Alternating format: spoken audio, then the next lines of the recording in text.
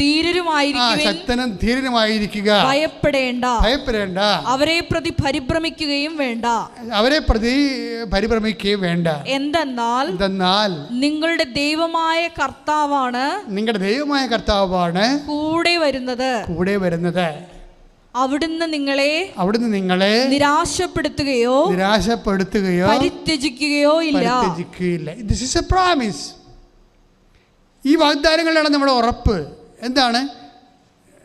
നമ്മളിപ്പോൾ പരീക്ഷയ്ക്ക് നോക്കാം, അല്ലെങ്കിൽ വിചാരിച്ച വസ്തു വിറ്റുപോയില്ല, കടക്കാർ നമ്മൾ ആ ഡേറ്റ് പറഞ്ഞ് നിർത്തിയിരിക്കുകയായിരുന്നു, പക്ഷേ വിറ്റ് പോകാത്ത കാരണം കടക്കാർ പിന്നെ ഇളകാൻ തുടങ്ങി. അതുപോലെ തന്നെ നമ്മൾ വിചാരിച്ച ജോലി ഇൻ്റർവ്യൂവിൻ്റെ സമയത്ത് ആ ജോലി കയ്യിൽ നിന്ന് പോയി. അപ്പോൾ സ്വാഭാവികമായിട്ടും നിങ്ങൾ ജോലിയാണ് ദൈവമെന്നും പറഞ്ഞിരുന്നെങ്കിൽ നിങ്ങൾക്ക് നിരാശ ഉണ്ടാകും. പക്ഷെ ജോലിയല്ല, എൻ്റെ ദൈവമാണ് വലുതെങ്കിൽ സ്വാഭാവികമായിട്ടും നിരാശ ഉണ്ടാകത്തില്ല. എന്താ കാര്യം? ദൈവത്തിൻ്റെ സാന്നിധ്യം നീ ഫീൽ ചെയ്യുമ്പോൾ നിനക്കറിയാൻ പറ്റും, ഇതല്ലെങ്കിൽ വേറെ മാർഗം എൻ്റെ ദൈവം എനിക്ക് കാണിച്ചു തരും.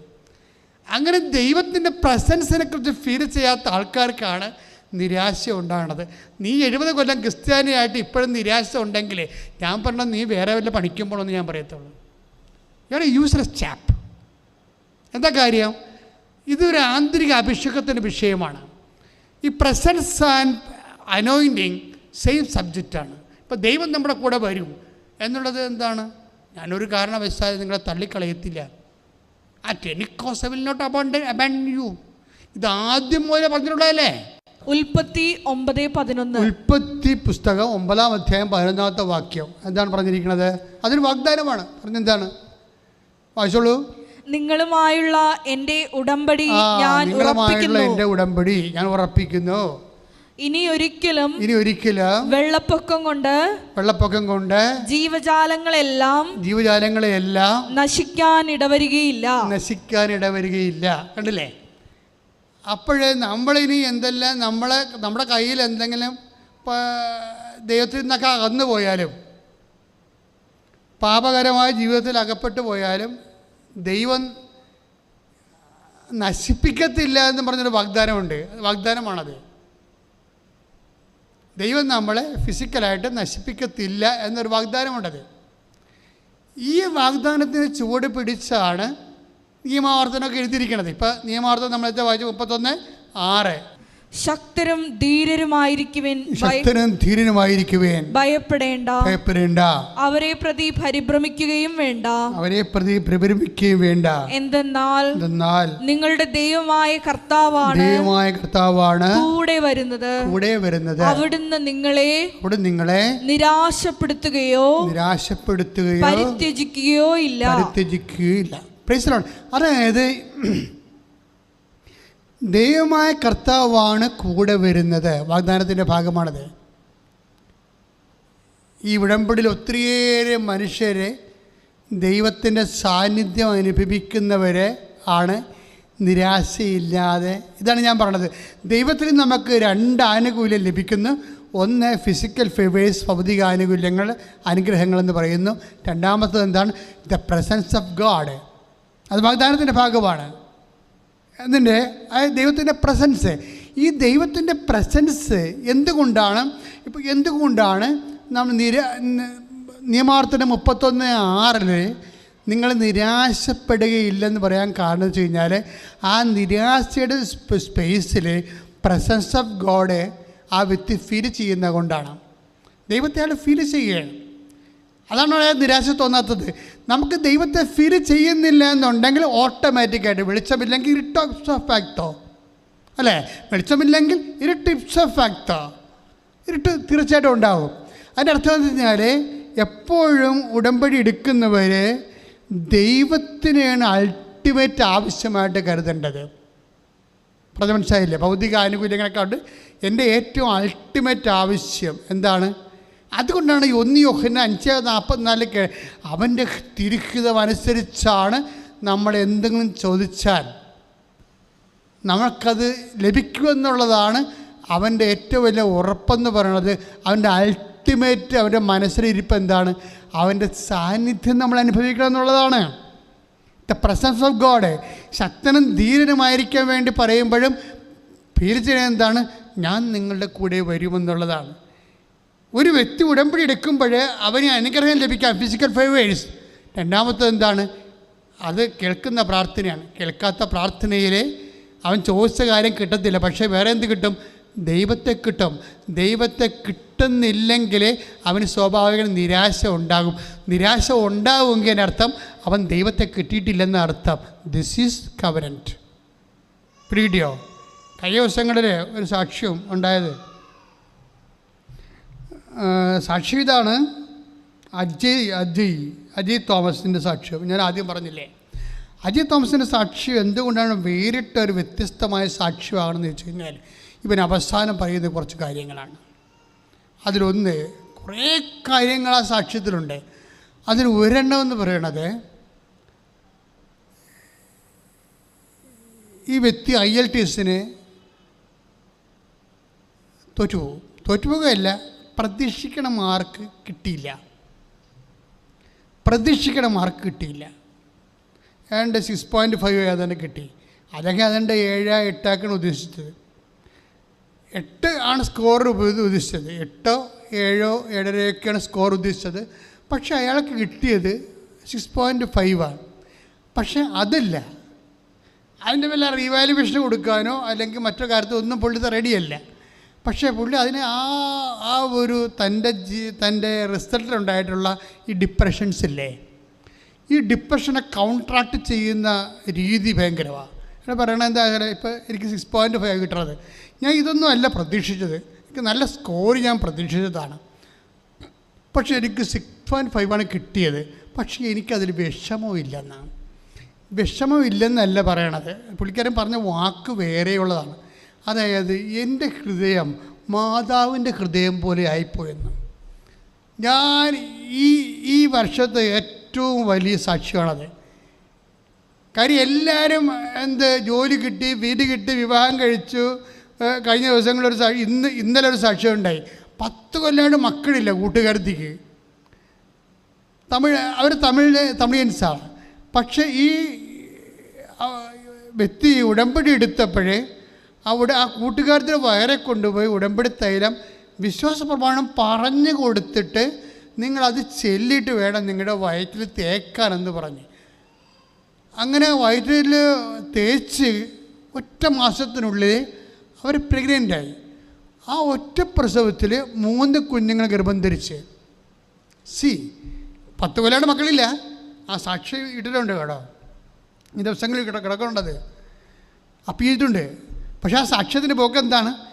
അവരിവിടെ ഉടമ്പടി ചെയ്യാൻ വന്നിട്ടില്ല, കൂട്ടുകാരത്തെയാണ് വന്നത്. അവരുടെ കാര്യത്തിൽ ഉടമ്പടി ചെയ്യാൻ വേണ്ടി വന്നു. അപ്പോൾ 1.5 വർഷമായിട്ട് ഇവർ കൃപാസനത്തെക്കുറിച്ച് ഈ തമിഴ് സുഹൃത്തിനോട് പറയുന്നുണ്ട്. കൃപാസനത്തിൽ മാതാവ് പ്രത്യക്ഷപ്പെട്ടതാണ്, അവർ ഉടമ്പടി എന്നും പറഞ്ഞൊരു പ്രാർത്ഥനയുണ്ട്, അതിലൂടെയാണ് ആൾക്കാരെല്ലാം സഹായിക്കുന്നത്, അമ്മയെ ഒത്തിരി പേര് കണ്ടിട്ടുണ്ടെന്നൊക്കെ പറഞ്ഞു തരിക. പക്ഷേ എങ്കിലും ഇവർ ഉടമ്പടി എടുത്തപ്പോൾ പരിശുദ്ധാത്മാവ് അവരൊന്ന് തൊട്ട് എടുത്തപ്പോൾ ഈ ഉടമ്പടി അവൾക്ക് കൊടുക്കണം, അവിടെ വയറെ കൊണ്ടുപോയി ഉടമ്പടി തൈലം ഒന്ന് തേക്കണം. അത് വിശ്വാസപ്രമാണം ചൊല്ലി. ഇപ്പോഴത്തെ ആൾക്കാരുടെയൊക്കെ എക്സിക്യൂഷൻ രീതി ഭയങ്കരമാണ്. അതായത് ഞാൻ എന്താണ് പറഞ്ഞു കൊടുക്കുന്നത് അതാണ് ആൾക്കാർ ചെയ്യണത്, അല്ല കയ്യിൽ നിന്നിട്ടൊന്നും ചെയ്തില്ല. വിശ്വാസപ്രമാണം ചൊല്ലി വേണം അവിടെ വയറയിൽ അവർ പുരട്ടാൻ. ഇവർ പുരട്ടി കൊടുത്തൊന്നുമല്ല, അവർക്ക് ഉടമ്പടി തൈലം മാത്രമേ കൊടുത്തുള്ളൂ. എന്നിട്ട് ആ വ്യക്തി ഈ വിശ്വാസപ്രമാണം ചൊല്ലിയിട്ട് അവിടെ അടിവയറ്റിൽ ഒരു കുരിശിട്ടപ്പോൾ എന്താ പറ്റി? ഉദരം കർത്താവിൻ്റെതായി മാറി. എന്താണ്? യേശു കർത്താവാണെന്ന് അതരം കൊണ്ട് ഏറ്റു പറയുകയില്ലേ? ആ വയറിൽ കുഞ്ഞുണ്ടാകത്തില്ലയോ, സിസ്റ്റാണോ, അണ്ടം അണ്ടം വളരുന്നുണ്ടോ, വളരുന്നില്ലേ, അണ്ടത്തിന് ഓട്ടമുണ്ടോ, അല്ലെങ്കിൽ അതിൻ്റെ കോഡ് കറക്റ്റാണോ, ബ്ലോക്കാണോ, ഇങ്ങനെയുള്ള കാര്യങ്ങളൊന്നുമല്ല പ്രശ്നം. എന്താണ്? അതൊന്നുമല്ല കർത്താവ്. നിൻ്റെ ഗർഭാശയത്തിലെ സിസ്റ്റല്ല നിൻ്റെ ചിന്തയിൽ ചിലപ്പോഴും കർത്താവായിട്ടിരിക്കണം, അതായിരിക്കും. പക്ഷേ യേശുവാണ് കർത്താവ്. യേശു കർത്താവ് എന്ന് പറയുമ്പോൾ ആരാണത്? മരണത്തെ ജയിച്ചവനാണ്. ഒരു മനുഷ്യൻ സംഭവിക്കാവുന്ന ഏറ്റവും വലിയ വിഷയം മരണമാണല്ലോ. രോഗമായാലും ക്ഷീണമായാലും കടമായാലും ultimate what happen to death, അല്ലേ? ആ ഡെത്തിനെ പോലും, ആ മരണത്തെ പോലും അതിജീവിച്ചതാണ് യേശു കർത്താവ് എന്ന് പറയുമ്പോൾ മരണത്തിൻ്റെ അതിനാഥൻ എന്നാണ് എൻ്റെ അർത്ഥം. അപ്പം മരിച്ചു കിടക്കണ, ചത്ത് കിടക്കണ ഗർഭപാത്രം ഉടനെ ചാടി എഴുന്നേക്കുകയാണ്, ജീവൻ വെക്കുകയാണത്. ആ ജീവൻ വെച്ചിട്ട് അതിനകത്ത് 3 കുഞ്ഞുങ്ങളെ ദൈവം ഉൽപ്പാദിപ്പിക്കുകയാണ്. ഇത് ബൈബിൾ ടൈംസിനേക്കാൾ ഭയങ്കരമാണ് സംഭവം. ബൈബിൾ ടൈംസിൽ പോലും ഇത്തരം ഒരു സാക്ഷ്യം ബൈബിളിലില്ല. ഉണ്ടോ? 10 കൊല്ലം മക്കളായിട്ടില്ല എന്നിട്ട് ഗർഭപാത്രത്തിൽ 3 കുഞ്ഞുങ്ങൾ കിട്ടിയ സാക്ഷ്യം ബൈബിളില്ലല്ലോ.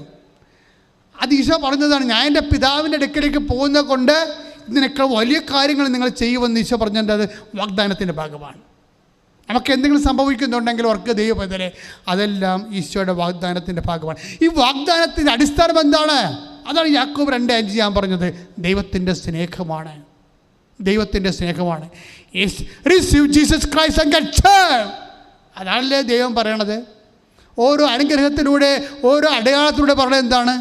എൻ്റെ പുത്രനെ സ്വീകരിക്കുക, നിത്യരക്ഷ പ്രാപിക്കുക. Very simple. എൻ്റെ പുത്രനെ സ്വീകരിക്കുക, നിത്യരക്ഷ പ്രാപിക്കുക.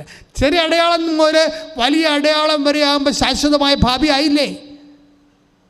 ഐസ 29:11 ശാശ്വതമായ ഭാവി എന്ന് പറയുന്നത് എന്താണ്?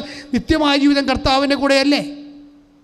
ആ നിത്യമായ ജീവിതത്തിൻ്റെ അച്ചാരമായിട്ടാണ് the presence of God work ചെയ്യുന്നത്. നീ ഉടമ്പടി ദൈവമായിട്ട് ചെയ്യുമ്പോൾ നിനക്ക് എന്താ കിട്ടുന്നത്? Presence of God.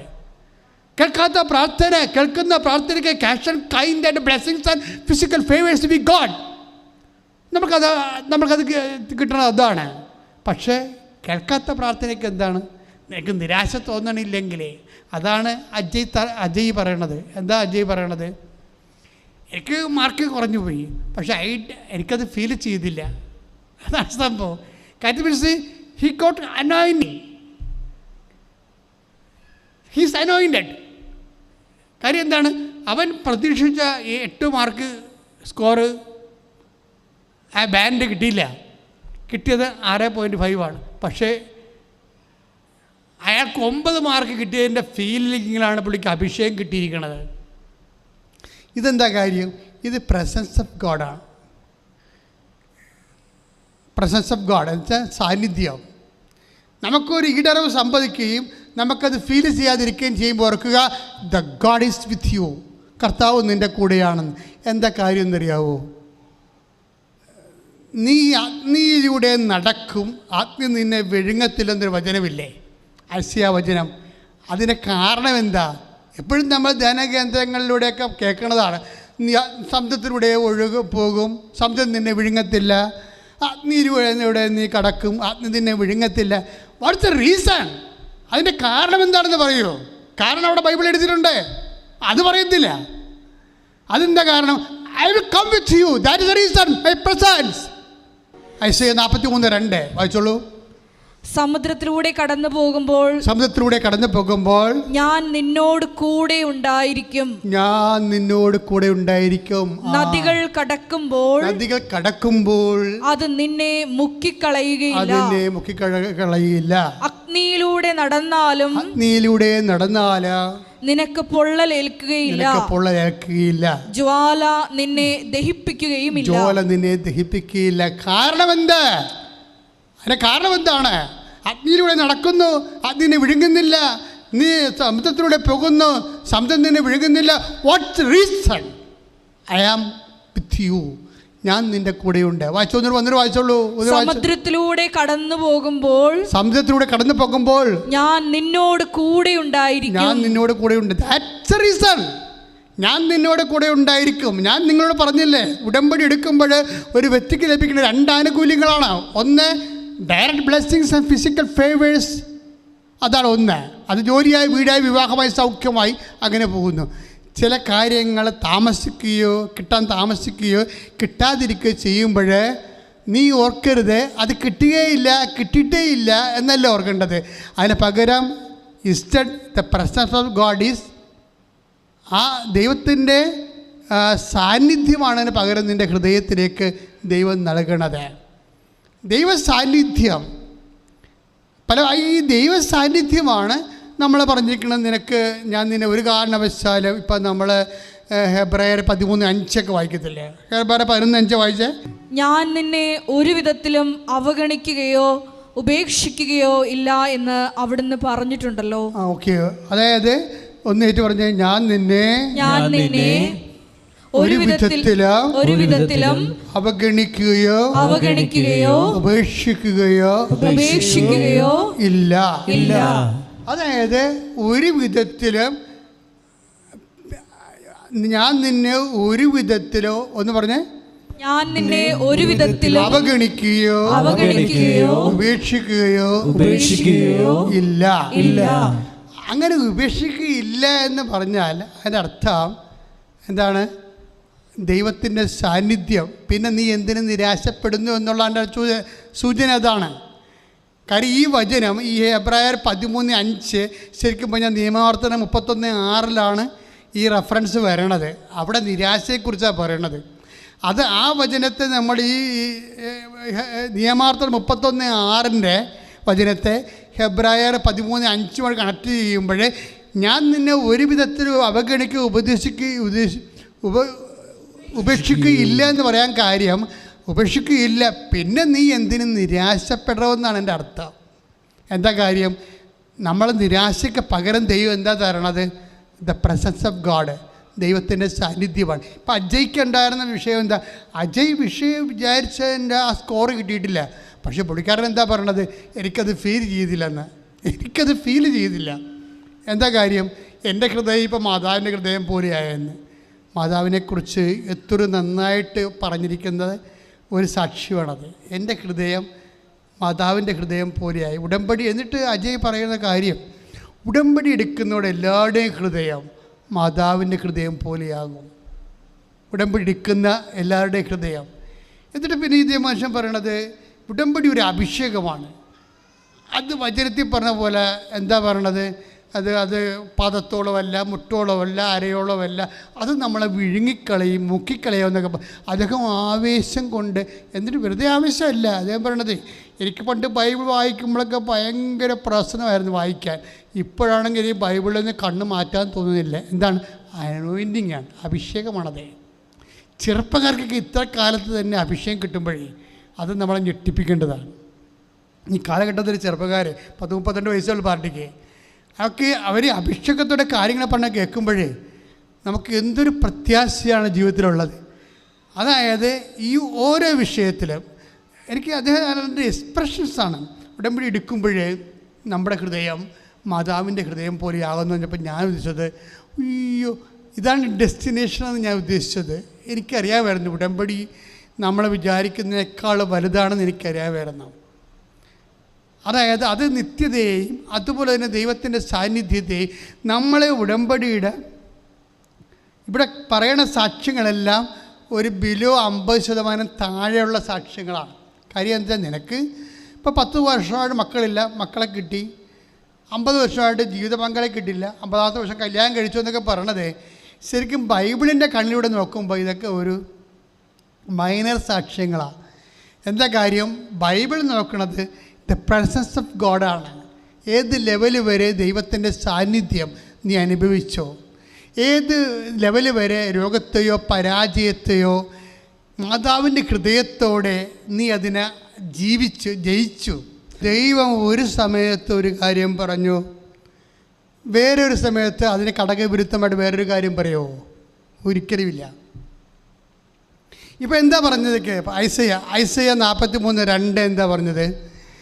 നീ അഗ്നിയിലൂടെ നടക്കും, പിന്നെന്താണ്? നീ പൊള്ളലേൽക്കുകയില്ല. കാരണം എന്താണ്? ഞാൻ നിൻ്റെ കൂടെ ഉണ്ടാകും. ആ വചനം വായിച്ചേ.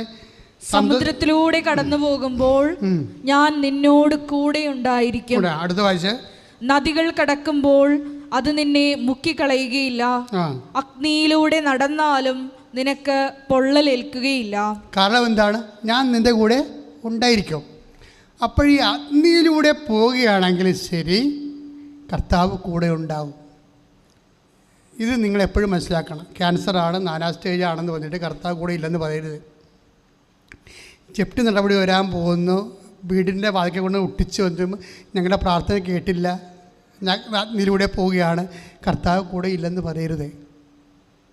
കാര്യം കർത്താവ് ഇല്ലാത്തതല്ല പ്രശ്നം. കാര്യം അതൊരു നമുക്ക് തന്നിരിക്കുന്നൊരു വാഗ്ദാനമാണ്. നീ അഗ്നിയിലൂടെ പോകും, പക്ഷേ ഞാൻ നിൻ്റെ കൂടെ ഉണ്ടാകും.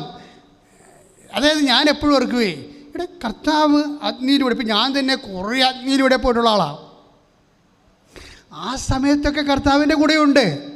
എനിക്കത് വചനത്തിലൂടെ ആയാലും പ്രാർത്ഥനയിലൂടെ ആയാലൊക്കെ പലപ്പോഴും മനസ്സിലാക്കിയിട്ടുണ്ട്. ആ സമയം കഴിയുമ്പോൾ കർത്താവിന് അതിനെ തരണം ചെയ്യാൻ വേണ്ടി കർത്താവ് നമുക്ക് ശക്തി തന്നുള്ളത്. 1 രാജാക്കന്മാർ 19.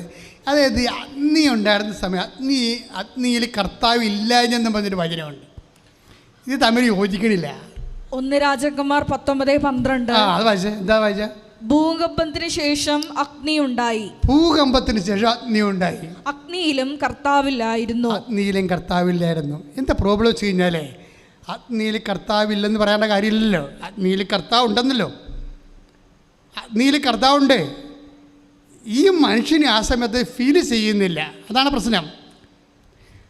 ഇത് കാര്യം അഗ്നിയിൽ കർത്താവില്ലെന്ന് പറഞ്ഞുകൊണ്ട് ധ്യാന കേന്ദ്രങ്ങളെല്ലാം നിൻ്റെ ചില സമയത്തുള്ള സകല സമയത്ത് കർത്താവ് കൂടെ ഉണ്ടാകത്തില്ലെന്നൊക്കെ പറഞ്ഞ് പഠിപ്പിച്ചിട്ടുണ്ട്. This is wrong. ഇവിടെ എന്താ പ്രോബ്ലം എന്ന് വെച്ച് കഴിഞ്ഞാൽ, നീ നമുക്ക് തന്നിരിക്കുന്ന പ്രോമിസാണത്. ഇത് പ്രോമിസും നടക്കണ കാര്യം നമ്മൾ പ്രോമിസാണ് വിലയിരുത്തേണ്ടത്. പ്രോമിസ് എന്താണ്? ഐസയ 43:2 പ്രോമിസ്. എന്താണ്? വാഗ്ദാനം. എന്താണ്? നീ അഗ്നിയിലൂടെ നടക്കും. പിന്നെ എന്താണ്? അഗ്നി നിന്നെ വിഴുങ്ങത്തില്ല. അത് പ്രോമിസ്. ആ പ്രോമിസ് ദൈവം ഒരിക്കലും ബാൻ ചെയ്യത്തില്ല. പിന്നെ ഏലിയാക്ക് എന്താ സംഭവിച്ചത്? ആ മനുഷ്യനത് ഫീൽ ചെയ്തില്ല. അതാണ് പ്രശ്നം. ഇപ്പം നമ്മൾ 1 രാജാക്കന്മാർ 19:12 അഗ്നി, ഭൂകമ്പത്തിന് ശേഷം അഗ്നി ഉണ്ടായി. അഗ്നിയിൽ കർത്താവില്ല. That is nonsense. അഗ്നിയിൽ കർത്താവില്ല. അഗ്നിയിലെ കർത്താവ് ഉണ്ടാകത്തുള്ളൂ. നമ്മളതറിയണമെങ്കിലേ നമ്മളുടെ ദാനിയേലിൻ്റെ പുസ്തകം 3:25 ദാനിയേൽ 3:25 എന്താ പറയണത്? അതായത് അബ്നഗോ, ഷദ്രാക്ക്, മെസ്സാക്ക്, ഈ നബൂഖദ്നേസർ, ഈ ആൾക്കാരെ എല്ലാം കൊണ്ടുവന്നിട്ട് ഫർണസിനിടത്തില്ലേ. ഈ അബ്നഗോയെയും അതുപോലെ തന്നെ മെഷാക്കിനെയും ഷദ്രാക്കിനെയും ഒക്കെ കൊണ്ടുവന്ന് തീ കൂട്ടി ഫർണസിനിടും, വെന്ത് കരിച്ചു കളയാൻ വേണ്ടി. എന്നിട്ട് ആ സമയത്ത് ഇവർ കരിഞ്ഞ് ചാകണതും അലറി നിലവിളിക്കണം കാണാൻ വേണ്ടി നെബൂഖദ്നേസർ വരും. അപ്പം നെബൂഖദ്നേസർ സേനാനായകനോട് എന്താ ചോദിക്കണത്? സേനാനായകനോട് ചോദിക്കണത്, നമ്മൾ 3 പേരെ അല്ലേ അഗ്നിയിലോട്ട് എറിഞ്ഞത്? അവിടെ 4 പേരെ കാണുന്നുണ്ടല്ലോ. അയാൾ ദൈവപുത്രനെ പോലെ ഇരിക്കുന്നല്ലോ. വായിച്ചത് ദാനിയേൽ 3:25. എന്നാൽ അഗ്നിയുടെ നടുവിൽ ബന്ധനം കൂടാതെ 4 പേർ നടക്കുന്നത് ഞാൻ കാണുന്നു. എന്നാൽ അഗ്നിയുടെ നടുവിൽ ബന്ധനം കൂടാതെ 4 പേർ നടക്കുന്നത് ഞാൻ കാണുന്നു. അവർക്ക് ഒരു ഉപദ്രവവും ഏറ്റിട്ടില്ല. നാലാമത്തവൻ കാഴ്ചയിൽ ദേവകുമാരനെ പോലെ ഇരിക്കുന്നു. അതായത് നീ വിശ്വാസിയാണോ, ഏത് അഗ്നി ആയാലും നിൻ്റെ കൂടെ കർത്താവ് ഉണ്ടായിരിക്കും. അതെന്താണ്?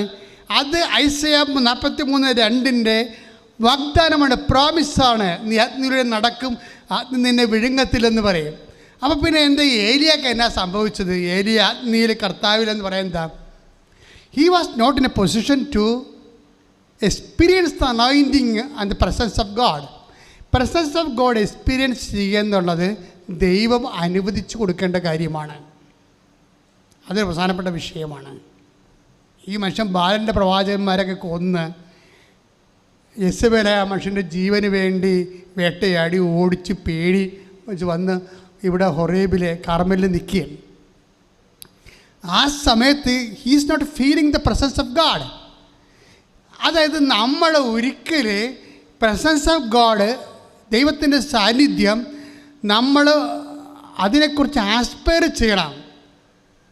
അതിനുശേഷം ആ ബഹളം കഴിഞ്ഞപ്പോൾ ഇതൊക്കെ എടുത്ത് കരിസ്മാറ്റിക്കാർക്കെതിരെ ചില നിഗൂഢ കേന്ദ്രങ്ങളിൽ നിന്നൊക്കെ ഉദ്ധരിക്കും.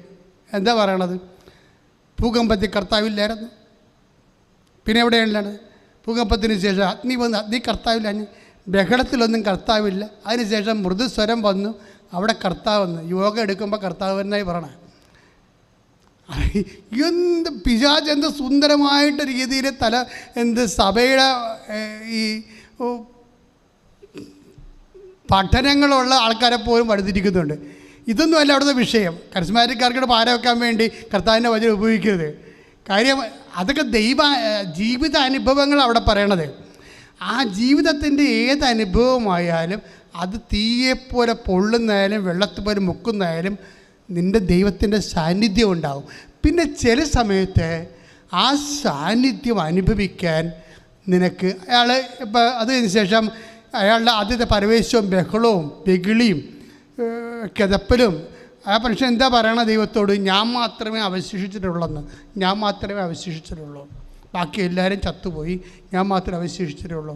അപ്പം അദ്ദേഹത്തിൻ്റെ അത്ര ഒരു ജീവിതത്തെക്കുറിച്ച്, ജീവിതത്തിൽ സംഭവിച്ച വിഷയങ്ങളെക്കുറിച്ചുള്ള അദ്ദേഹത്തിൻ്റെ ഒരു കാഴ്ചപ്പാടിൻ്റെ അന്ധത കൊണ്ടാണ് ദൈവത്തിൻ്റെ ഫീൽ ചെയ്യാത്തത്. അതിനുശേഷം അവിടെ ശാന്തമായപ്പോൾ ദൈവത്തിൻ്റെ സാന്നിധ്യം ഫീൽ ചെയ്തു. അത് കറക്റ്റായിട്ട് കാര്യമാണത്. ഏരിയക്ക് സാന്നിധ്യം ഇല്ലാഞ്ഞിട്ടല്ലല്ലോ, അങ്ങക്ക് ആ സമയത്ത് ഫീൽ ചെയ്യില്ല. ജെസബേൽ അയാളെ കൊല്ലാൻ ഓടിച്ചിടുന്നു, നാളെ സൂര്യൻ അസ്തമിക്കുകയാണെങ്കിൽ നിൻ്റെ പെടലി ഉണ്ടാകത്തില്ലെന്ന് പറഞ്ഞിരിക്കുന്ന സമയത്ത് ആ സംഘർഷത്തിൽ ചെന്ന് പെട്ടിട്ട് ദൈവത്തിൻ്റെ സാന്നിധ്യം ഹീസ് നോട്ട് ഫീലിംഗ്. അതായത് നമ്മൾക്കൊരു വിഷമസന്ധി ആയാലും കടമായാലും ജപ്തി ആയാലും ക്യാൻസർ ആയാലും ആ സമയത്തെല്ലാം കർത്താവിൻ്റെ സാന്നിധ്യം ഫീൽ ചെയ്യാൻ കഴിഞ്ഞാൽ അപ്പോഴാണ് നമ്മുടെ ആധ്യാത്മികതയിൽ നമ്മൾ ഉടമ്പടി അത് ലക്ഷ്യം കൈവരിക്കുന്നത്. ഉടമ്പടി ഒരു ലക്ഷ്യമാണ്, ഒരു വാഗ്ദാനമാണ്. ഇപ്പം ഉദാഹരണത്തിന് കർത്താവ് കൂടെ നടന്നിട്ട് ചില അണ്ണന്മാർക്ക് മനസ്സിലായില്ലല്ലോ. അല്ലേ, എമ്മാവൂസിലെ കർത്താവ് കൂടെ എന്താ പറഞ്ഞിരിക്കുന്നത്? അതായത്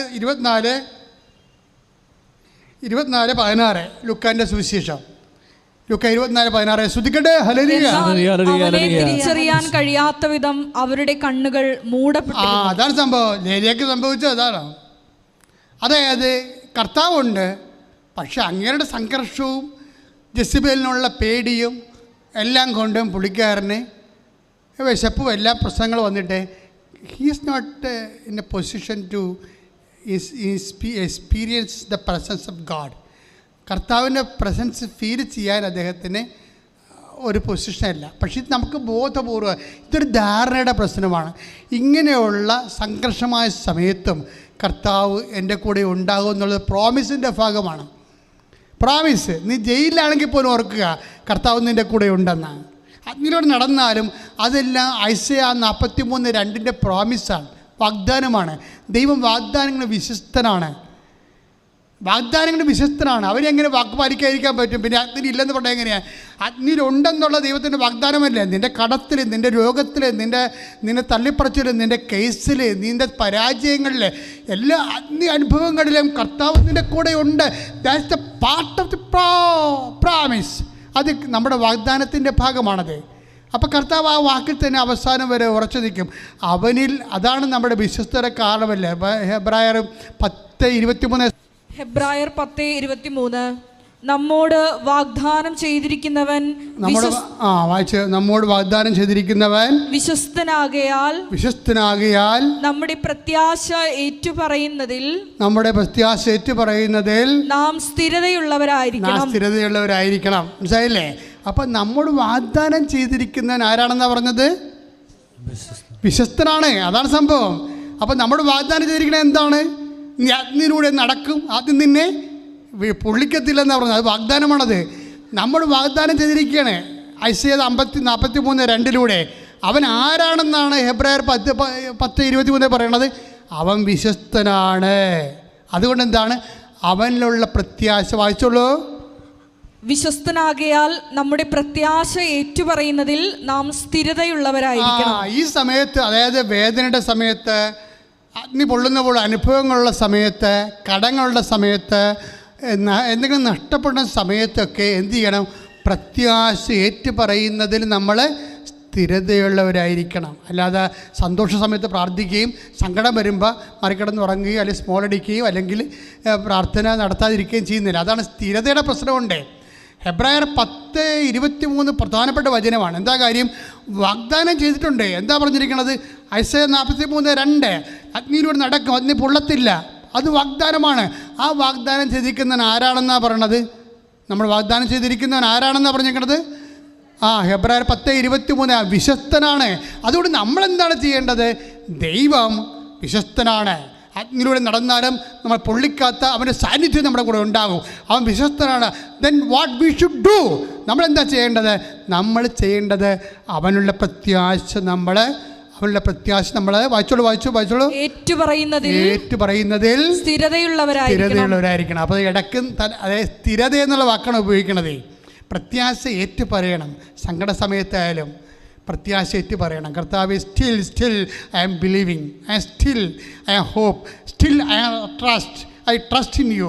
അതായത് ഏത് ഇങ്ങനെ പറയുമ്പോൾ, അതായത് നമ്മൾക്കൊരു ഇപ്പോൾ ഞാൻ പറഞ്ഞില്ലേ, ഒരു മരുന്ന് പിടിച്ചില്ല, ഇപ്പോൾ ഓപ്പറേഷൻ തന്നെ നടത്തി കഴിഞ്ഞപ്പോഴും പിന്നീടും ആ ഓപ്പറേഷൻ നടത്തുന്നതിന് മുമ്പുള്ള ഒരു അവസ്ഥയാണ് ഇപ്പോഴും ഉള്ളതെന്ന് പറയുമ്പോൾ അതറിയുമ്പോൾ നമുക്ക് പേടി വരും. അപ്പം നമ്മൾ അഗ്നിയിലൂടെ പോവുകയാണ്. പക്ഷേ വി ബിലീവ് ഇൻ ദ പ്രാമിസ്. വൈദ്യശാസ്ത്രത്തിൽ നടന്ന സംഭവത്തിലെല്ലാം വിശ്വസിക്കുന്നത്. കാര്യം അതിൻ്റെ അപ്പുറത്തൊരു ശാസ്ത്രമാണ്. എന്താ കാര്യം? അത് കർത്താവിൻ്റെ വചനത്തിലാണ്. കർത്താവ്, നീ പറഞ്ഞിട്ടുണ്ട് ഞാൻ അഗ്നിയിലൂടെ പോയാലും നിൻ്റെ സാന്നിധ്യം കൊണ്ട് എന്നെ പൊള്ളലേപ്പിക്കാൻ കൊണ്ടുപോകുന്നു. I trust in your hope. അതായത് ഞാൻ നിന്നോട് വിശ്വസ്തയോടെ, അതാണ് ഹെബ്രായർ 10:23 പറയും. തമ്മിലൊക്കെ കൂട്ടി വായിക്കേണ്ടതാണ്. അത് ഇങ്ങനെ പറയുമ്പോൾ still I hope in you, still I trust in you എന്നൊക്കെ പറയത്തില്ലേ. എന്തെങ്കിലും ഒരു തകർച്ചയുടെ സമയത്ത് നിന്നുകൊണ്ട് നമ്മൾ കൈ ഉയർത്തിപ്പെടണം. കർത്താവേ, ഇപ്പോഴും ഞാൻ നിന്നെ വിശ്വസിക്കുന്നു, ഇപ്പോഴും ഞാൻ നിന്നെ പ്രത്യാശിക്കുന്നു, ഇപ്പോഴും ഞാൻ നിന്നെ സ്നേഹിക്കുന്നു എന്ന് പറയുമ്പോൾ അറിയാതെ കണ്ണ് തുറന്നു പോകും. കാര്യം കർത്താവ് കണ്ണ് തുറക്കണതാണത്. കുറേ ആൾക്കാരുടെ കണ്ണ് അടച്ചു വെച്ചായിരുന്നില്ല. കൂടെ എമ്മാവൂസ് ശിഷ്യന്മാരുടെ കണ്ണേ കൂടിയിട്ടും കണ്ണടച്ചുകൊണ്ടിരുന്ന പാർട്ടിയുണ്ട്. ഏരിയയൊക്കെ സംഭവിച്ചതാണ്. കർത്താവ് കൂടെ ഉണ്ടായിരുന്നു. പക്ഷേ കണ്ണ് തുറന്നു കിട്ടണ്ടേ? അവന്മാർ നാട് വിട്ടു പോവുകയാണേ. ഏലിയാടെ പോലെ വേറൊരു പാർട്ടിയാണ് എമ്മാവൂസ് ശിഷ്യന്മാർ. ജെസേബിൻ്റെ കണ്ണ് വെട്ടിച്ച് ജെസേബിൻ്റെ ഭീഷണിക്ക് വകപ്പ് ജെസേബേലിനെ ഏലിയാനെ കൊന്നു കളയുമെന്ന് പറഞ്ഞപ്പോൾ ജെസേബിൻ്റെ വായ്ത്തലയിൽ നിന്ന് ജീവനും കൊണ്ട് ഓടി രക്ഷപ്പെടുന്ന ആളാണ് ഏലിയ. അതുതന്നെയാണ് കർത്താവിനെ കൊന്നവരെ ഞങ്ങളെയും കൊല്ലുമെന്നും പറഞ്ഞുകൊണ്ട് ജെറുസലേമിൽ നിന്ന് എമ്മാവൂസിലേക്ക് ഓടി രക്ഷപ്പെട്ട ആളാണ് എമ്മാവൂസ് ശിഷ്യന്മാർ. രണ്ടെണ്ണന്മാരുടെയും കണ്ണ് ആ സമയത്ത് അടഞ്ഞു വെച്ചിരിക്കുകയായിരുന്നു. അതുകൊണ്ടാണ് അഗ്നിയിൽ കർത്താവില്ലെന്ന് പറയണതാണ്. അതുതന്നെയല്ലേ എമ്മാവൂസ് ശിഷ്യന്മാർ പറയണത്. കർത്താവ് തിരിച്ചറിഞ്ഞില്ല. പിന്നെ എന്നാ ചെയ്തിരിക്കണത്? 24:31 വായിച്ചോളൂ. അവരോടൊപ്പം ഭക്ഷണത്തിലിരുന്നപ്പോൾ അവൻ അപ്പമെടുത്ത് ആശീർവദിച്ച് മുറിച്ച് അവർക്ക് കൊടുത്തു. അപ്പോൾ കർത്താവ് ആശീർവദിച്ചു, മുറിച്ചു. അപ്പം സംഭവിച്ചു, അപ്പോൾ അവരുടെ കണ്ണ് തുറക്കപ്പെട്ടു. അവർ അവനെ തിരിച്ചറിഞ്ഞു. അതായത് ഇതൊരു കണ്ണ് തുറക്കുന്നൊരു പരിപാടിയാണ്. കർത്താവ് കൂടെ ഇല്ലാഞ്ഞിട്ടല്ല, ആന്തരിക നേത്രങ്ങൾ അടഞ്ഞു കിടന്നിട്ടാണ് ദൈവത്തിൻ്റെ സാന്നിധ്യത്തെ പ്രസൻസ് ഓഫ് ഗോഡ് ഫീൽ ചെയ്യാത്തത്. എനിക്ക് അജയുടെ സാക്ഷ്യം ഞാൻ ശരിക്കും വിലമതിക്കുന്നതിൻ്റെ കാരണം അവരിത് പറഞ്ഞതുകൊണ്ടാണ്. അതായത് എനിക്കിങ്ങനെ പരാജയപ്പെട്ട് പോയിട്ടും എനിക്ക് ഫീൽ ചെയ്തില്ല എന്ന് പറഞ്ഞില്ലേ. എന്നിട്ട് എൻ്റെ ഹൃദയം മാതാവിൻ്റെ ഹൃദയം പോലെ ആയിപ്പോയി എന്ന് പറഞ്ഞു. ഉടമ്പടി എടുക്കുന്നവരുടെ ഹൃദയം എല്ലാം മാതാവിൻ്റെ ഹൃദയം പോലെ ആകുമെന്നാണ് മനുഷ്യൻ അവസാനം പറഞ്ഞത്. എന്നിട്ട് അവസാനം എന്താ പറഞ്ഞു വെച്ച് കഴിഞ്ഞാൽ, ഉടമ്പടി നമ്മളെ അരയോളം വെള്ളത്തിൽ അതുപോലെ തലയ്ക്ക് മുകളിലൂടെ മുങ്ങിക്കളഞ്ഞിട്ട് നിത്യത വരെ നമ്മൾ എത്തിക്കുന്ന പ്രാർത്ഥന ഉടമ്പടി എന്നൊക്കെയാണ് പറഞ്ഞത്. ഭയങ്കര സാക്ഷ്യമായിപ്പോയത്. അത് വായിക്കും തോറും നമുക്ക് ശരിക്കും അഭിഷേകം നിറയും. കാര്യം ചെറുപ്പക്കാരനല്ല എന്ന് പറയണത്. അത് വലിയ കരസ്മാറ്റിക് പൊള്ളിയൊന്നും അല്ലത്. ഏതെങ്കിലും സ്ഥലത്ത് പോയിട്ട് ഏതെങ്കിലും ഒരു ഗ്രൂപ്പിൽ പ്രവർത്തിച്ച ജീസസ് യൂത്ത് പോലെ പ്രവർത്തിച്ചിട്ട് അങ്ങനെ വന്ന ആളല്ല. ഒരു പഠനമില്ലാതെ ഒരു ഉടമ്പടിയുടെ സ്പിരിച്വാലിറ്റിയിൽ മാത്രം വിശ്വസിച്ച് ആ മനുഷ്യൻ ആധ്യാത്മിക സഞ്ചാരം നടത്തിയതാണ്. കാര്യം ആ മനുഷ്യൻ അജയ് പറയുന്നുണ്ട്, കർത്താവേ എനിക്ക് ജോലിയില്ല കേട്ടോ കർത്താവേ എന്ന് പറയും. എനിക്ക് ജോലിയില്ല കേട്ടോ കർത്താവേ, എനിക്ക് ജോലി വേണം എന്ന് പറയും. എന്നിട്ട് ജോലി വേണമെന്ന് ഇയാളെ മനുഷ്യൻ എന്താ ചെയ്യണമെന്നറിയാമോ? അത് ഭയങ്കര രസമാണ്. ഇയാൾ ഇവിടുത്തെ ഒരു സാക്ഷ്യം വായിക്കും. അത് ഉടമ്പടിയാണ്. ഉടമ്പടി ഒരു സാക്ഷി എഴുതിയിട്ടുണ്ട്. എന്താ സാക്ഷി എഴുതിയിരിക്കുന്നത്? നിന്നെ ഒരു വിഷയത്തിൽ കർത്താവ് അനുഗ്രഹിക്കാൻ തുടങ്ങിയാൽ ആ വിഷയത്തിലൂടെ തന്നെ പിന്നെ അനുഗ്രഹിച്ചു കൊണ്ടേയിരിക്കും. അതൊരു സഹോദരി ഇവിടെ വന്ന് സാക്ഷ്യം പറഞ്ഞ ദൈവാനുഭവമാണ്. ഞാനത് ക്യാപ്ഷനായിട്ടിട്ടുണ്ട് തമ്പിൽ. നിന്നെ ഒരു വിഷയത്തിൽ കർത്താവ് അനുഗ്രഹിക്കാൻ തുടങ്ങിയാൽ ആ വിഷയത്തിൽ നിന്നെ പിന്നെയും അനുഗ്രഹിച്ചുകൊണ്ടിരിക്കും. അപ്പോൾ അജയ് ആ സാക്ഷ്യം നേരത്തെ പറഞ്ഞിട്ടുണ്ടോ? എന്താ കാര്യം? കിണറ്റിലെ വെള്ളം പറ്റിപ്പോയി. അപ്പോൾ 7 പ്രാവശ്യം ഈ മനുഷ്യൻ ജെറിക്കോ പ്രാർത്ഥന നടത്തി. 7ാമത്തെ പ്രാവശ്യം മേഘവിസ്ഫോടനം ഉണ്ടായെന്ന മേഘവിസ്ഫോടനം. അപ്പോൾ അദ്ദേഹം അതായത് പിന്നെ നിർത്താത്ത മഴ, ഒരിക്കലും കിണറ്റിൽ വെള്ളം പറ്റി പോയിട്ടില്ല. അപ്പോൾ അദ്ദേഹം പറഞ്ഞു, ദൈവം എന്നെ ആ വഴിക്കാണല്ല അനുഗ്രഹിച്ചത്. കൃപാസനത്തിൻ്റെ ഒക്ടോബർ മാസത്തെ ശുശ്രൂഷയുടെ കൂടെയാണ് പുള്ളി അദ്ദേഹം ലോകത്തിലുള്ള എല്ലാ ആഗോള ജെറിക്കോ പ്രാർത്ഥന ഉണ്ടായിരുന്നു. ആ സമയം സംഭവിച്ചതാണ്. അദ്ദേഹം നമ്മളിവിടെ ജെറിക്കോ പ്രാർത്ഥന നടത്തും, അജയ് വീട്ടിൽ ജെറിക്കോ പ്രാർത്ഥന നടത്തും. അങ്ങനെ 400 ജെറിക്കോ പ്രാർത്ഥനയുടെ വീഡിയോ ആണ് നമുക്ക് അയച്ചു തന്നിരിക്കുന്നത് ആൾക്കാരെ. അതിലൊന്ന് അജയുടെ ആണ്. എന്ത് പ്രശ്നം വെച്ച് കഴിഞ്ഞാൽ, അതുകൊണ്ട് വീണ്ടും അജയ് എന്ത് ചെയ്ത്, കർത്താവ് ഞാൻ ഏത് രാജ്യത്താണ് പോകേണ്ടത് എന്ന് പറഞ്ഞ് അദ്ദേഹം ഒരു സ്റ്റൂൾ എടുത്തിട്ട് നമ്മളിവിടെ ചെയ്ത പോലെ തന്നെ ഒരു സ്റ്റൂളിൽ വേൾഡ് മാപ്പ് എടുത്ത് വെക്കും. വേൾഡ് മാപ്പ് ഭൂഗോളത്തിൻ്റെ പടം എടുത്ത് വെക്കും. എന്നിട്ട് കൃപാസനം മാതാവിനെ ഇതിൻ്റെ ചുറ്റും കൊണ്ട് നടക്കും. ജർമ്മനിയെ സമർപ്പിച്ചുകൊണ്ട് കൃപാസനം മാതാവിനെ ഇതിൻ്റെ ചുറ്റും കൊണ്ട് നടന്ന് ജപമാല ചെല്ലും. ജപമാല ചൊല്ലി കഴിയുമ്പോൾ പെട്ടെന്ന് മാതാവ്, അതായത് ഓഫർ ലെറ്റർ 5.5 മാസം കൊണ്ട് കിട്ടുന്ന ഓഫർ ലെറ്റർ 13 ദിവസം കൊണ്ട് മാതാവ് കൊടുക്കും. 13 ദിവസം കൊണ്ട്. അതായത് ഇങ്ങനെ അത് അദ്ദേഹം കണ്ടുപിടിച്ച ഒരു മാർഗങ്ങളാണിത്. എന്ന് വെച്ചാൽ ഹൃദയശുദ്ധിയുള്ളവരെ ദൈവത്തെ ദർശിക്കുമെന്ന് പറയുന്നില്ലേ, അത് അഭിഷേകത്തിൻ്റെ ഒരു വഴി. ഇപ്പം നീ നടക്കേണ്ട വഴി നിൻ്റെ മുഖത്ത് നോക്കി ഞാൻ ഉപദേശിക്കുമെന്ന് പറയുമ്പോൾ എല്ലാ വഴികളും, നമ്മൾ നടക്കേണ്ട വഴികൾ, നമ്മൾ എന്ത് ചെയ്യണം, എവിടെ പോകണം, എവിടെ താമസിക്കണം, എന്ത് ഭക്ഷിക്കണം, എല്ലാം കർത്താവിന് കൃത്യമായിട്ട് അറിയാമല്ലോ. അപ്പോൾ നിസ്സാര കാര്യങ്ങൾ പോലും കർത്താവിൽ വിശ്വാസത്തോടെ സ്നേഹത്തോടെ അർപ്പിച്ച് അതുപോലെ തന്നെ ചെയ്യുന്ന ആൾക്കാർക്ക് അതുപോലെ അനുഭവങ്ങൾ കിട്ടും. അതിൻ്റെ ഭാഗമായിട്ടാണ് അജയ്ക്ക് അഭിഷേകം കിട്ടിയിരിക്കുന്നത്. അതായത് അഭിഷേകം കിട്ടിക്കഴിയുമ്പോൾ ഒരു പരാജയം ഉണ്ടായപ്പോലും നമുക്ക് ആ പരാജയത്തിൻ്റെ പൊള്ളൽ നമ്മൾ അനുഭവിക്കാതെ പകരം ദൈവത്തിൻ്റെ സാന്നിധ്യം അനുഭവിക്കാനുള്ള സാധ്യത ഉടമ്പടിയിൽ കൂടുതലാണ്. ആ ഉടമ്പടിയുടെ റേഞ്ചിൽ ഒരു കാര്യമാണത്. ചിലർ വിചാരിക്കും ആലപ്പുഴ വന്ന് അപേക്ഷക്കത്ത് എഴുതിയിടുമ്പോൾ തന്നെ ഏതാണ്ട് റെഡിമെയ്ഡ് പോലെ കുറേ അനുഭവങ്ങൾ കിട്ടുമല്ലോ എന്ന് പറയും. പക്ഷേ അതെല്ലാം സാധാരണ ABCD ക്രിസ്ത്യാനി പറയുന്ന കാര്യങ്ങളാണ്. ഉടമ്പടി അതിന് മുമ്പ് എത്രയോ മേലാണ് അതിൻ്റെ വലുത്. നിത്യത വരെ ഉറപ്പുവരുത്തണ അത്രയും കൃത്യമായ ദൈവശാസ്ത്ര ഭദ്രതയുള്ള ദൈവത്തിൻ്റെ ഈ കാലത്തെ ദാനമാണ് മരിയൻ ഉടമ്പടി എന്ന് പറയണത്. ഉടമ്പടി എടുത്തവർ അതിൽ ജീവിക്കുകയും അതിനെ ശരണമായി അതിൽ വളരുകയും ചെയ്യാൻ ദൈവം നിങ്ങളെ അനുഗ്രഹിക്കട്ടെ. പിതാവിൻ്റെയും പുത്രൻ്റെയും പരിശുദ്ധാത്മാവിൻ്റെയും നാമത്തിൽ ആമേൻ. സ്തുതിക്കട്ടെ. ഹല്ലേലൂയ ഹല്ലേലൂയ ഹല്ലേലൂയ. മഹത്വം മഹത്വം ആരാധന ആരാധന. ഹല്ലേലൂയ ഹല്ലേലൂയ. ഹല്ലേലൂയ ഹല്ലേലൂയ ഹല്ലേലൂയ. യേശുവേ നന്ദി, യേശുവേ ആരാധന. ഇന്ത്യയിലെ കോണ്ടിനെൻ്റൽ ബേസ് ആയിട്ട് എല്ലാ കാലത്തെയും ഈ ആരാധന ഏത് സമയത്ത് ഏത് രാജ്യത്ത് വെച്ച് കൂടിയാലും കർത്താവ് അവരെ സഹായിക്കുന്നുണ്ട്. കർത്താവ് അവരെ സുഖപ്പെടുത്തുന്നുണ്ട്. ഇതൊരു നിത്യവും കൃപാസന ആൾക്കാരെ വന്ന് പറയുന്ന ആൾക്കാരുടെ അനുഭവ സാക്ഷ്യമാണ്. അതുകൊണ്ട് ദയവായി മാതാവ് ജീവനോടെ പ്രത്യക്ഷപ്പെട്ട സ്ഥലത്ത് ഈശോ ജീവനോടെ എഴുന്നള്ളിയിരിക്കുമ്പോൾ നിങ്ങൾ ഈ നിമിഷം സ്വർഗത്തിൻ്റെ ഏറ്റവും വലിയ സൗഖ്യദായകനായ ഡോക്ടർ നിങ്ങളുടെ വീട്ടിലേക്ക് വന്നിട്ട് നിങ്ങളുടെ ശരീരത്തെ സമർപ്പിച്ചത് സ്പർശിച്ച് സൗഖ്യപ്പെടുന്ന സമയമാണെന്നുള്ള ഒരു ബോധം നമുക്കുണ്ടാകണം. ശ്വാസകോശ രോഗികളെ നെഞ്ചത്ത് കൈവച്ച് പ്രാർത്ഥിക്കേണ്ടതാണ് ഈ സമയത്ത്. കരളിലും ശ്വാസകോശങ്ങളിലുമൊക്കെ കരള് എൻലാർജ് ചെയ്യുന്നവരെ, മഹോദര രോഗികളെ, ശ്വാസം മുട്ടിൻ്റെ അസുഖമുള്ളവരെ, ഹൃദയത്തിൽ വേണ്ടത്ര ഓക്സിജൻ കിട്ടാത്തവർ, അതിൻ്റെ പേരിൽ ഉറക്കം നഷ്ടപ്പെടുന്നവരെ ഒക്കെ നെഞ്ചത്ത് കൈവച്ച് പ്രാർത്ഥിക്കുമ്പോൾ ഇപ്പോഴും പരിശുദ്ധമ്മ നിങ്ങൾക്ക് വേണ്ടി മധ്യസ്ഥം വഹിക്കണമെന്ന്. തൈറോയ്ഡ് രോഗികൾ തൊണ്ടയിൽ കൈവച്ച് പ്രാർത്ഥിക്കേണ്ടതാണ്. ടോൺസൈറ്റ് രോഗികളും സ്പോണ്ടിലോസിസ് രോഗികളും കഴുത്തിൽ കൈവച്ച് പ്രാർത്ഥിക്കേണ്ടതാണ്. ശിരസിൻ്റെ അസുഖമുള്ളവരെ, തലവേദന വിട്ടുമാറാത്തവർ നെറ്റിയിൽ കൈവച്ചുകൊണ്ട് പ്രാർത്ഥിക്കേണ്ടതാണ്.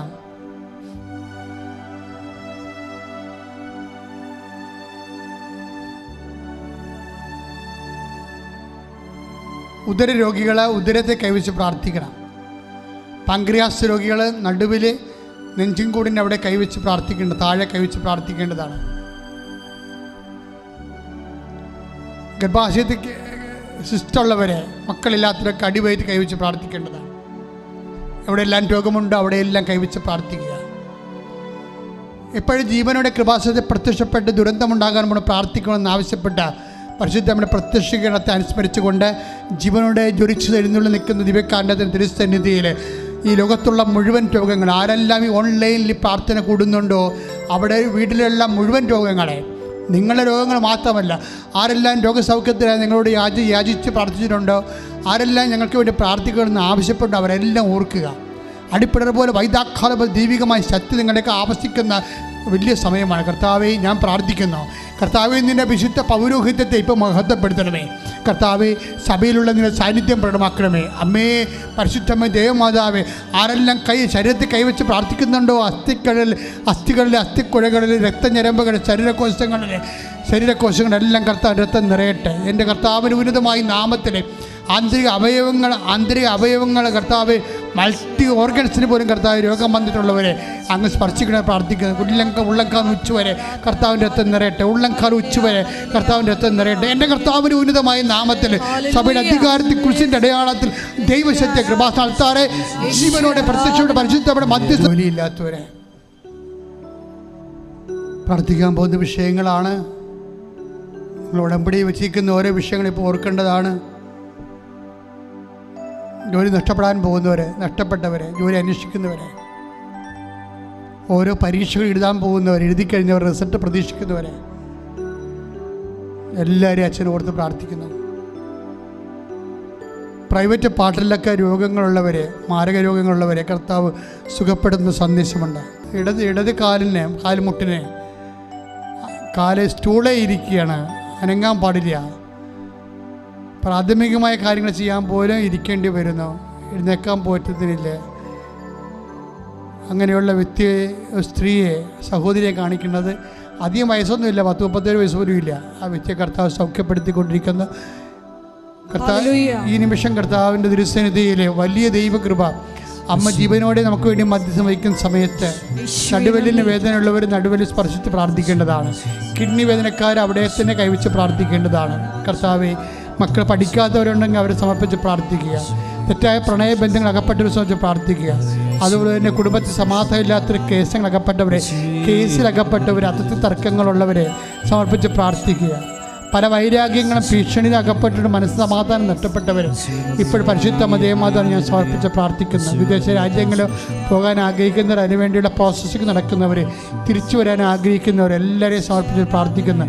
വിദേശത്ത് താമസിക്കുന്ന വ്യക്തികളുണ്ട്, അവർ വ്യത്യസ്തങ്ങളായ വിഷയങ്ങളിൽ സാധാരണ നാട്ടിൽ താമസിക്കുന്നവരെക്കാൾ കൂടുതൽ വേദനയും പരിഭവങ്ങളും പ്രയാസങ്ങളും മക്കളിൽ നിന്നുള്ള ഞെരുക്കങ്ങളും സങ്കടങ്ങളും അവരനുഭവിക്കുന്നുണ്ട്. അവിടെ എല്ലാം മക്കൾ, ജീവിത പങ്കാളികൾ അവരെല്ലാം ഓർത്ത് പ്രാർത്ഥിക്കുന്നു. ഇപ്പോൾ പ്രാർത്ഥിക്കുന്നു. കർത്താവെ, ഇപ്പോഴും കർത്താവ് അനേകം മക്കൾ NRIയിൽ കർത്താവ് ഉടമ്പടി എടുത്തു പോയിട്ടുണ്ട്. അവിടെ കുടുംബനാഥന്മാർ സമർപ്പിക്കുന്നു, മക്കൾ സമർപ്പിക്കുന്നു, അവിടെ ജോലി സമർപ്പിക്കുന്നു, അവിടെ വീടിൻ്റെ ഷിഫ്റ്റിങ്ങിന് സമർപ്പിക്കുന്നു, വീട് വാങ്ങിക്കുന്ന സമർപ്പിക്കുന്നു, വീട് വിൽക്കുന്നതിന് സമർപ്പിക്കുന്നു. കർത്താവ്, അവിടെ പല PR പ്രശ്നങ്ങളെ കർത്താവ് സമർപ്പിച്ച് പ്രാർത്ഥിക്കുന്നു. ഞാൻ കർത്താവ് വിവാഹത്തെ സംബന്ധിച്ച് പ്രാർത്ഥിക്കുന്നു. കർത്താവ്, മക്കളില്ലാത്തവരുടെ വേദനകളെ സംബന്ധിച്ച് പ്രാർത്ഥിക്കുന്നു. എൻ്റെ കർത്താവിൻ്റെ ഉന്നതമായ നാമത്തിൽ സഭയുടെ അധികാരത്തെ കുരിശിൻ്റെ അടയാളം ദൈവശക്തിയാൽ നിങ്ങളുടെ ജീവിത ദുരിതങ്ങളെ യേശുവിൻ്റെ നാമം നീങ്ങിപ്പോകട്ടെന്ന് മാതാവിൻ്റെ മധ്യസ്ഥത കൽപ്പിക്കുന്നു. ശ്രുതിക്കട്ടെ.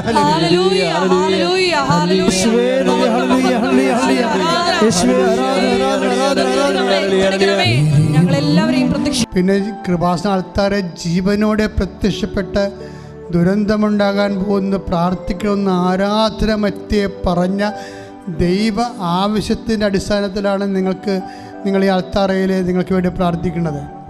അതുകൊണ്ടാണ് ഇത്രയും സാക്ഷ്യങ്ങളും ലോകോത്തരമായ പുതിയ പ്രാർത്ഥനകളെല്ലാം ദൈവം വെളിപ്പെടുത്തിയത് അതിൻ്റെ അടിസ്ഥാനത്തിലാണ്.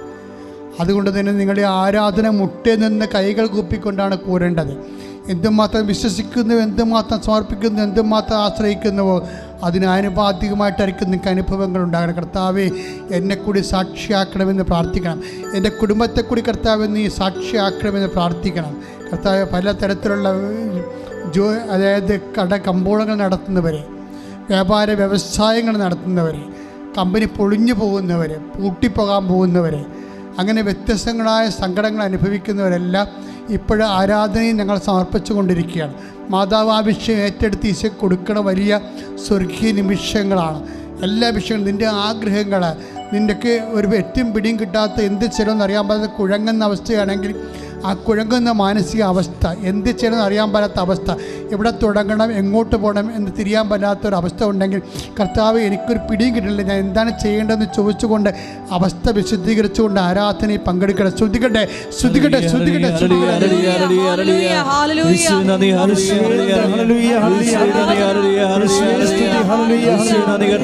ആയിരക്കണക്കിന് മനുഷ്യന്മാർക്ക് ജീവനും ജീവിതവും കൊടുത്തിട്ടുള്ള പരിശുദ്ധ അമ്മയുടെ മാധ്യശക്തി ഇന്ന് നിൻ്റെ കുടുംബത്തെ ഈ ആരാധനയുടെ യെശയ്യാൻ്റെ കൂടെ സന്ദർശിക്കുന്ന കാനായിലെ കല്യാണ വീട്ടിൽ കർത്താവ് അമ്മയും ഒരുമിച്ചുണ്ടായിരുന്ന ആ മഹാത്ഭുതത്തിൻ്റെ വലിയ അനുഭവങ്ങളിലേക്കാണ് നടക്കാൻ വേണ്ടി നിൻ്റെ കുടുംബത്തെ സമർപ്പിക്കുക, കുഞ്ഞുങ്ങളെ സമർപ്പിക്കുക, ജീവിത പങ്കാളിയെ സമർപ്പിക്കുക. തകരാൻ പോകുന്ന കുടുംബങ്ങൾ, തകർന്നുകൊണ്ടിരിക്കുന്ന കുടുംബങ്ങൾ, തകർന്ന് കഴിഞ്ഞ കുടുംബങ്ങൾ, ഇങ്ങനെയുള്ള കുടുംബ ബന്ധങ്ങളെല്ലാം സമർപ്പിച്ച് പ്രാർത്ഥിക്കർത്താവിനെ ശ്രദ്ധിക്കട്ടെ.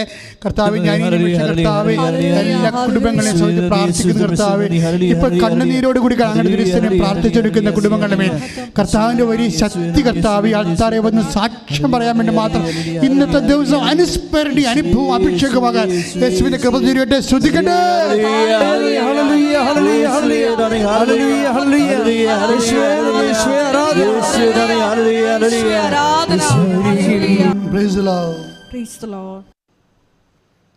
സമാപന ആശീർവാദം സ്വീകരിക്കാം. ഉടമ്പടിയിൽ സമർപ്പിച്ച എല്ലാ വിഷയങ്ങളും ഒരിക്കൽ കൂടി പരിശുദ്ധ അമ്മയുടെ മധ്യസ്ഥയിലെ ദിവ്യകാരുണ്യനാഥൻ്റെ മുമ്പിൽ സമർപ്പിക്കാം. ഈശോയെ, എൻ്റെ കുടുംബത്തെ നീ ഏറ്റെടുക്കണമേ എന്ന് പ്രാർത്ഥിക്കുന്നു. ഞങ്ങളെല്ലാവരെയും കൃപാസനത്തിൽ നടന്ന അമ്മയുടെ പ്രത്യക്ഷീകരണത്തിൻ്റെ സാക്ഷികളായി ഉയർത്തണമേ എന്ന് പ്രാർത്ഥിച്ചുകൊണ്ട് ഉടമ്പടി നിബന്ധനകൾ വിശ്വസ്തതാപൂർവം പാലിക്കാനുള്ള കൃപയ്ക്ക് വേണ്ടി പ്രാർത്ഥിച്ചുകൊണ്ട് ദിവ്യകാരുണ്യനാഥന്റെ ആശീർവാദം നമുക്ക് സ്വീകരിക്കാം. ശിരസ്സ് നമിച്ച് ഹല്ലേലൂയ, ഹല്ലേലൂയ, മഹത്വം, മഹത്വം, ആരാധന, ആരാധന, ഹല്ലേലൂയ, ഹല്ലേലൂയ, ഹല്ലേലൂയ. ജ്ഞാനം എല്ലാ ഭൂഖണ്ഡങ്ങളിൽ നിന്ന് പ്രാർത്ഥിക്കുന്ന എല്ലാവരെയും നീ അനുഗ്രഹിക്കണമേ എന്ന് പ്രാർത്ഥിക്കുന്നു. കൃപയാൽ അഭിഷേകം ചെയ്യണമേ എന്ന് പ്രാർത്ഥിക്കുന്നു. ഷക്കീന ടെലിവിഷനിലൂടെ ഈ ശുശ്രൂഷയിൽ പങ്കെടുത്ത് പ്രാർത്ഥിക്കുന്ന മക്കളെ പ്രത്യേകമായി അനുഗ്രഹിക്കണമേ എന്ന് പ്രാർത്ഥിക്കുന്നു. എല്ലാവരെയും ഈശോയെ സാക്ഷികളായി ഉയർത്തണമേ എന്ന് പ്രാർത്ഥിക്കുന്നു. അമ്മയുടെ പ്രത്യക്ഷീകരണത്തിന്റെ സാക്ഷികളായി ഉയർത്തണമേ. ഹല്ലേലൂയ, മഹത്വം, മഹത്വം, ആരാധന, ഹല്ലേലൂയ, ഹല്ലേലൂയ, ഹല്ലേലൂയ, ഹല്ലേലൂയ, യേശുവേ മഹത്വം, മഹത്വം, മഹത്വം, യേശുവേ ആരാധന, ഹല്ലേലൂയ, യേശുവേ മഹത്വം, ആരാധന, ആരാധന, ഹല്ലേലൂയ, ഹല്ലേലൂയ, ഹല്ലേലൂയ. പരിശുദ്ധ പരമമാ ദിവ്യകാരുണ്യമേ, എന്നുമെന്നും അങ്ങേയ്ക്കാരാധന. പരിശുദ്ധ പരമമാ ദിവ്യകാരുണ്യമേ, എന്നുമെന്നും അങ്ങേയ്ക്കാരാധന. പരിശുദ്ധ